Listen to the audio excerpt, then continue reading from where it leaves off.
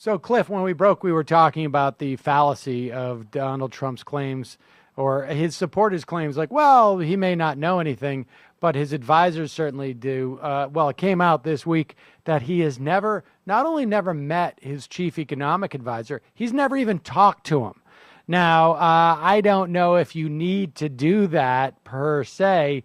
It would show at least a semblance of interest in policy, because presumably that's what you are when you are president.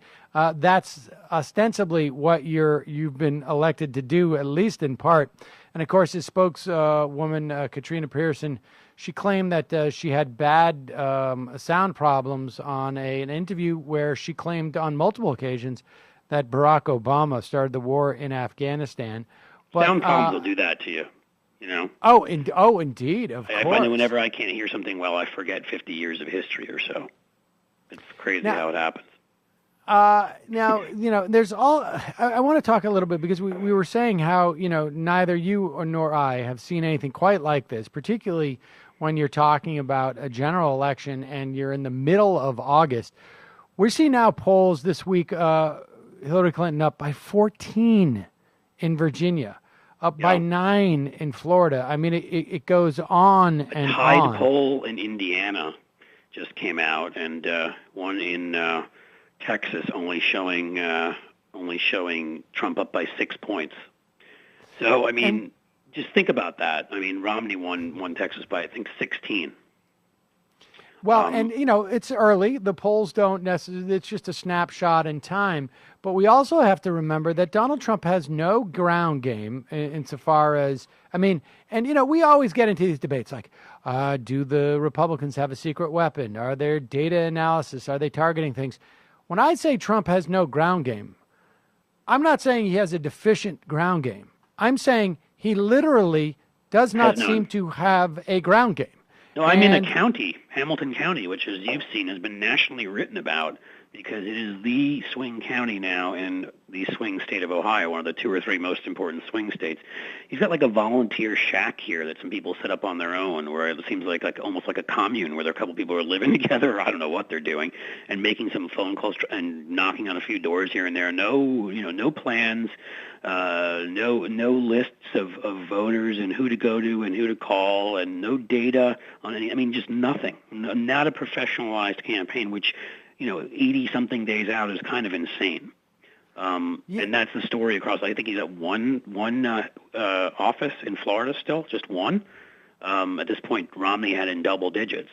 I mean, so you'd say, oh well, the ground game is terrible. At least he has the air. He's in the air, but he's not.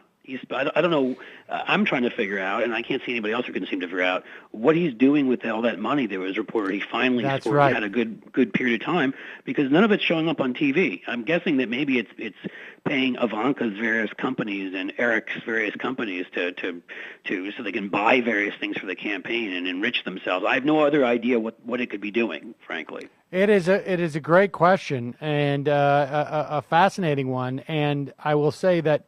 As this goes on, of course, this week Trump gave a policy speech theoretically on foreign policy, which was the headline was he is going to vet.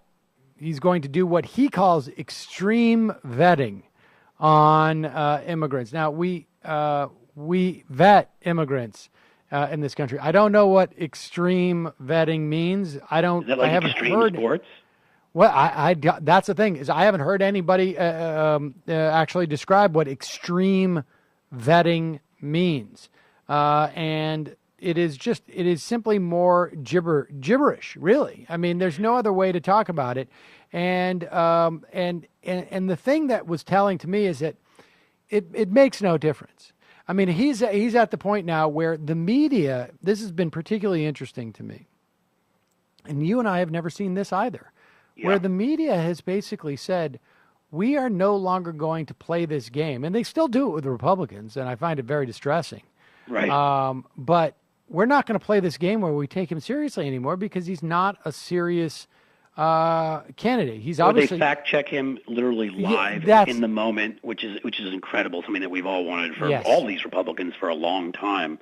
I think that's a better way of saying it. Yes. Yeah, along those lines.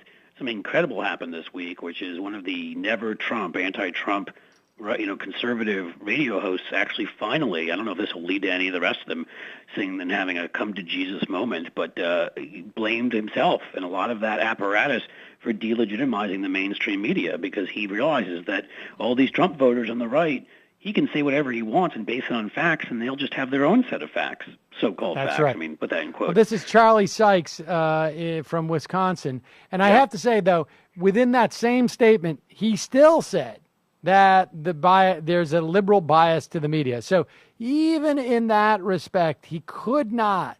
He's so the genetically coded to. Yeah, I mean, it was fascinating to me. But yes, and he is one of those people who have not been in the Trump universe, and so for the major talkers, the national ones like the Limbaughs and the Hannitys, although well, it's Beck also hasn't been in the Trump universe, but that's right. The more important thing here, the interesting thing is to watch these guys as they've fallen victim to what they've used to victimize those on the left and frankly in the center of their own party, who they virtually have eliminated among elected officials and others. And now they're falling victim to it, which is even conservatives. If you don't get aboard with Trump, because that's where the sort of energy for the crazy is right now, you can go and go on a Breitbart in a thread somewhere and try to argue with these people, and they realize that even if you're Glenn Beck, you're not going to get anywhere. It doesn't matter. Yep. They've got their own facts, and you helped. It's right. You built this. So I don't know. Maybe there'll be some more soul searching. I don't know. Yes, it's a classic conservative conundrum, right? We saw this with Portman when it came to marriage equality with his daughter, I think it was. The Republicans, they often come around when they realize they're on the short end of a stick.